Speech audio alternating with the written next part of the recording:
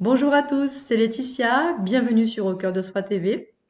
Aujourd'hui, nous allons parler santé. C'est vraiment une thématique qui me tient à cœur, tout simplement parce que j'ai travaillé dans le milieu de la santé, dans le paramédical. J'ai été infirmière pendant 10 ans environ. Et je souhaitais absolument communiquer sur ma chaîne par rapport à notre santé. Je pense que c'est un sujet, alors d'autant plus d'actualité vu le contexte que nous avons traversé et que nous traversons encore. Et je voulais faire cette petite capsule pour poser, voilà, pour poser certaines choses et pour jeter aussi une bouteille à la mer. Parce que bien sûr, j'ai mon expérience, j'ai accompagné des personnes, j'ai travaillé en collaboration et j'ai été formée à la médecine allopathique classique, dite conventionnelle. Et voilà, je suis pas là pour critiquer ou voilà, c'est pas mon but dans cette vidéo. Je pense que tout a sa place. Je suis là plutôt pour ouvrir un autre horizon et pour vous expliquer comment moi, au cours de mon expérience, dans l'accompagnement que j'ai pu avoir auprès des patients et également dans mon expérience personnelle, j'ai pu être amenée à m'intéresser à d'autres types de médecine, d'autres types de, comment on pourrait dire ça, oui, de thérapie non reconnue, dite non conventionnelle. Et j'étais très sceptique. Voilà, je vais être très honnête avec vous. J'ai été très sceptique au début. Voilà, moi j'étais formatée, ou comment on pourrait dire, oui, j'étais dans mon cadre. J'avais un côté vraiment assez rigide. Pour moi, c'était comme ça, c'était pas autrement. Il fallait des preuves scientifiques. Si c'était pas prouvé scientifiquement par A plus B, voilà, j'étais pas forcément dans un intérêt ou une curiosité. Et là, en fait, au cours de mon expérience, donc à la fin de mes 10 ans d'expérience, à la fin de ma pratique, quand j'ai touché vraiment le rapport à la mort notamment, et je vous ferai une vidéo, une capsule vraiment sur le deuil, comment on peut l'accompagner, enfin, je vous expliquerai tout ça. Bien, quand j'ai expérimenté ça sur un plan personnel et sur un plan professionnel, ou par rapport à la souffrance également, je me suis tellement sentie impuissante. euh, Vraiment, c'était très douloureux en tant qu'infirmière de vivre ça et de me dire, ok, là, je sers à rien, quoi, je peux rien faire. Je suis là, ok, j'ai une qualité de présence, j'accompagne, je donne un traitement allopathique. Ce traitement allopathique, il a ses limites. Voilà, c'est tout simple. À un moment donné, les médicaments, bah, peut-être que, enfin, les médicaments ou la technique employée ou le protocole est arrivé un petit peu bah, à épuisement et le corps ne réagit plus, ou alors il réagit avec énormément de souffrance et de violence et on arrive quelque part à un mur. On se retrouve confronté à un mur. Et donc là, dans cette vidéo et dans ce que moi j'ai pu vivre, c'est il y a des patients qui sont par eux-mêmes allés chercher d'autres solutions. Parce que, par exemple, pour la chimiothérapie notamment, ben, vous avez sûrement entendu parler de tout ce qui est, voilà, les soins, les personnes qui enlèvent le feu. Alors au départ, ça commence comme ça. J'ai entendu dire que Monsieur X était un rebouteux ou il y a un magnétiseur dans le coin, vous avez entendu parler. Vous êtes tellement désespéré parce que vous êtes dans une souffrance ou dans de la peine pour un proche que vous êtes à la recherche de solutions ou à la recherche d'aide, d'accompagnement sur le plan physique, sur l'état de santé. Et donc au début, moi j'étais très sceptique et puis petit à petit, avec l'expérience, cette impuissance m'a quelque part un petit peu rongée et m'a rendue un peu triste et j'avais du mal du coup à progresser au niveau professionnel dans le rôle que j'avais, ce que j'étais venue à mener. Et puis j'ai perdu une personne de ma famille, voilà, une personne que j'aimais beaucoup de ma famille. Et là, ça a été un petit peu effectivement un choc et je me suis rendu compte que je ne savais pas grand-chose vraiment sur le deuil. J'avais pas suffisamment travaillé sur moi.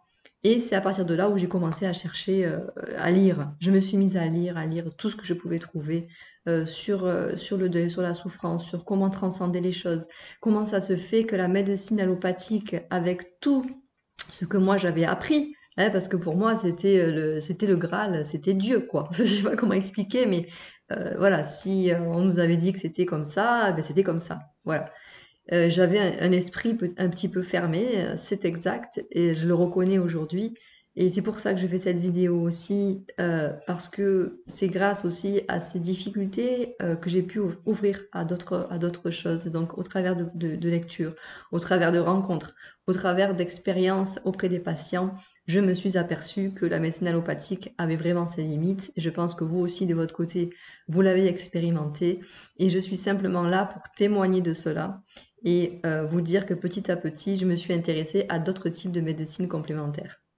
Et là, ça a été waouh, ça a été comme une évidence. À partir de là, je me suis dit, ok, il n'y a pas que la médecine allopathique, on peut accompagner autrement. Et quand je vous dis la santé, en fait, ça s'apprend, c'est parce que on n'a pas forcément appris, pour moi en tout cas, j'allais dire dans le bon sens. C'est-à-dire que on a eu une problématique, on a une problématique de santé, on pose un diagnostic, on a un traitement. D'accord? Aujourd'hui, j'en reviens, mais complètement. C'est pour ça que je suis plus infirmière aussi. Parce qu'à un moment donné, ça n'a plus coïncidé avec ce vraiment à quoi je pense, ce que je ressens, comme étant aujourd'hui une évidence. C'est-à-dire que il y a un problème, il y a une cause sous-jacente et la médecine allopathique s'intéresse principalement à la conséquence au lieu d'explorer la cause. Voilà. Alors, comment ça se passe? On a un problème, on va voir notre médecin, hein, tout simplement. Ok, vous présentez quoi comme symptômes? Hop, on pose un diagnostic, on donne des traitements médicamenteux si besoin, et on revoit le patient un petit peu plus tard. On n'est pas allé chercher plus loin. Voilà. Alors ça, c'est certain, peut-être que vous avez de la chance aussi, pardon, d'avoir d'avoir un médecin qui, lui, peut-être vous accompagne autrement. Et si c'est le cas, gardez-le, je vous le conseille. Mais disons qu'aujourd'hui, avoir un médecin qui s'ouvre à d'autres formes de médecine, c'est vraiment pour moi essentiel. Donc, qu'est-ce qui s'est passé, en tout cas, moi, dans ce que j'avais compris, ce que j'avais appris auparavant, c'est, voilà, hop, il y a un problème, on donne un médicament et hop, c'est résolu. Et bien non, en fait. Voilà, carrément pas. Et même, ça peut aussi s'aggraver. Donc, des fois, ça peut être résolu si ça reste assez bénin. Mais pour moi, c'est en fait vraiment la cause, l'origine du problème qu'il faut aller chercher. Et cette origine du problème, enfin, la plupart du temps, moi, ce que j'ai constaté, quand je pouvais parler même à des patients, c'était ok, comment vous vous sentez, quoi, en fait? Il se passe quoi dans votre vie? C'était vraiment un besoin aussi d'écoute, un besoin d'être écouté, entendu. Euh, des personnes, voilà, qui avaient des charges mentales trop importantes, des charges émotionnelles qui sont complètement enquistées dans leur corps physique. Et là, en fait, il s'agissait, pour moi, il s'agit vraiment d'aller chercher la cause profonde du mal plutôt que d'aller essayer d'y mettre un pansement dessus. Parce que pour moi, voilà, un traitement, par exemple, médicamenteux pour quelqu'un qui va pas bien, qui est en dépression ou qui passe des phases difficiles de sa vie, c'est pour moi un pansement. Alors attention, je dis pas qu'il faut pas du tout, qu'il faut renier le traitement médicamenteux, pas du tout. Surtout dans certaines formes de dépression, ça peut vraiment accompagner aussi la personne pour préserver une humeur stable. Je ne suis pas du tout contre la médecine allopathique, pas du tout. Ce que j'essaie d'expliquer, c'est qu'il y a vraiment tout un champ d'aide complémentaire à l'allopathique et que l'allopathique n'est pas la seule voie. C'est vraiment, si vous devez retenir quelque chose, c'est ça. Et la santé, ça s'apprend. Et pour moi, donc, c'est vraiment être à l'écoute de son corps, être à l'écoute de ce que le corps ressent et de s'ouvrir à d'autres types de médecine. Alors, justement, je vais parler d'autres types de médecine. Donc, de quoi parle-t-on? Il y en a certainement plusieurs dont vous avez entendu parler. Évidemment, il y a l'homéopathie qui a montré ses preuves, quoi qu'on en dise. Alors, il y a l'acupuncture, il y a l'aromathérapie avec les huiles essentielles, il y a les fleurs de bac, il y a l'ostéopathie. Bon, mais ça, l'ostéopathie, ça c'est vraiment rentré déjà dans le cursus, un petit peu dans le cursus médical aujourd'hui où vraiment ça commence à être remboursé par la Sécu, certaines séances, etc. Qu'est-ce qu'il y a d'autre? Je vous avais noté quoi d'autre? Il y a d'autres formes de médecine. Il y a bien sûr la médecine chinoise et la médecine ayurvédique qui, je le rappelle, ont des milliers d'années de plus en termes d'expérience et de connaissance du corps physique et des maladies que notre médecine à nous conventionnelle.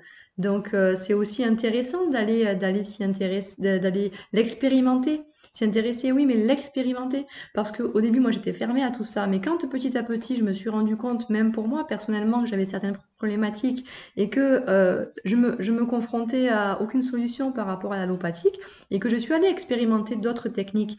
Mais j'ai vu que ça a fonctionné. Alors, ça a fonctionné sur moi, sur certains plans, et d'autres n'ont pas fonctionné du tout. Donc moi, ce que je vous dis, c'est simplement d'être plus curieux, d'oser expérimenter autre chose. Il n'y a pas, alors moi, ce que j'entends beaucoup aussi, c'est dans ma famille surtout, oui, oh là là, mais ce sont des charlatans, nanana, ça marche pas, de toute façon, c'est pas reconnu, puis la science, elle le reconnaît pas, donc c'est pas valable. Non, ben voilà, là, c'est là où moi, je suis pas forcément d'accord.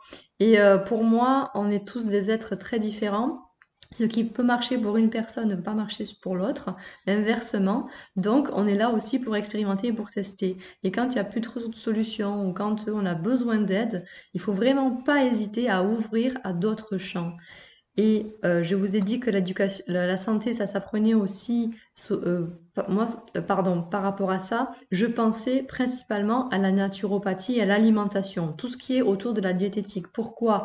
Parce que ce qu'on ingère en termes d'alimentation a des conséquences immédiates sur notre santé. J'allais dire, c'est le b.a.-ba, c'est le primordial en fait. C'est qu'est-ce que je mange? Comment je me nourris?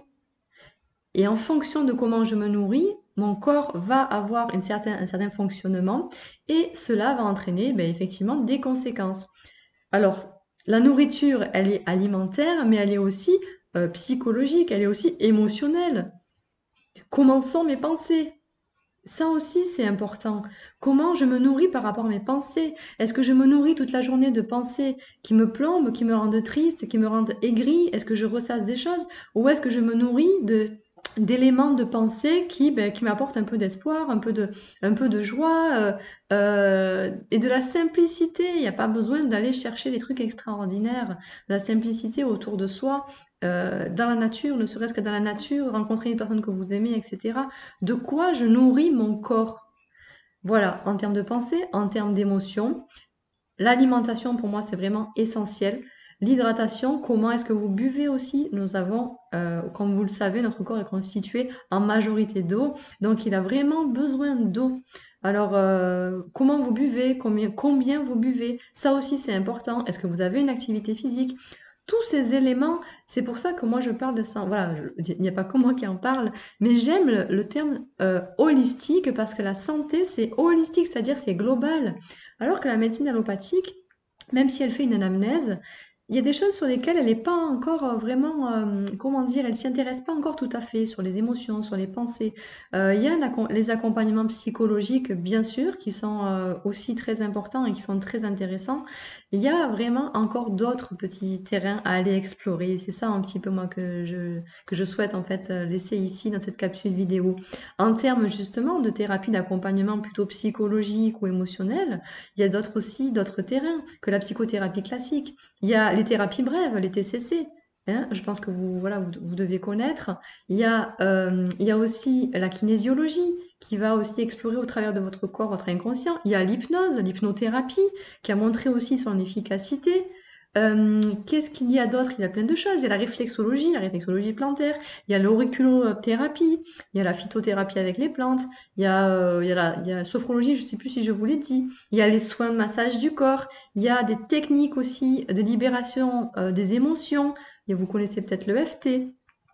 Voilà, je peux pas là, dans cette petite capsule vidéo, détailler toutes les techniques, mais peut-être que je vous ferai des petites capsules, je vais voir, voilà, en fonction aussi de mon expertise dans le domaine, parce qu'il y a des choses que j'ai expérimentées et d'autres que pas du tout, donc je pourrais pas vous en parler, parce que là, je vous parle que de choses que, voilà, que j'ai expérimentées, voilà, et c'est plus intéressant à partager plutôt que, voilà, je ne veux pas parler en l'air de choses que je ne connais pas. Voilà. Donc tout ça pour vous dire que oui, nous avons le choix de notre santé. Oui, vous avez la possibilité d'aller voir un médecin, d'aller suivre, d'être suivi par un médecin de façon classique et de votre côté après d'être accompagné. Si vous avez un médecin suffisamment ouvert et qui travaillera en collaboration avec les autres médecines douces complémentaires ou autres thérapies, mais c'est formidable. Et si c'est pas le cas, toujours quand même en informer votre médecin pour pas qu'il y ait par exemple d'interactions. Je pense notamment aux interactions médicamenteuses entre, par exemple, si vous êtes suivi, que vous avez un traitement médicamenteux et que vous allez en parallèle voir être suivi par un naturopathe qui va vous donner peut-être un traitement à base de plantes. Il faudra toujours vérifier avec votre médecin généraliste si voilà, il n'y a pas comment dire, une interaction qui pourrait être néfaste par rapport au traitement de fond que vous avez déjà. D'accord? Donc tout ça, c'est pour vous dire, ok, on est suivi par l'allopathique, mais voilà, restez pas. Voilà, moi je conseille ça en tout cas par rapport à mon expérience. Restez pas figé dedans et ouvrez-vous à d'autres pratiques parce que de toute façon, elles sont complémentaires et elles vous aideront pour votre état de santé à aller mieux. Et c'est ce que je vous souhaite en tout cas. Prenez soin de vous et je vous dis à bientôt pour la prochaine capsule vidéo. Et j'en ai perdu ma petite oreillette. Je sais pas si vous m'avez entendu, du coup je vous dis à bientôt. Bye bye, merci.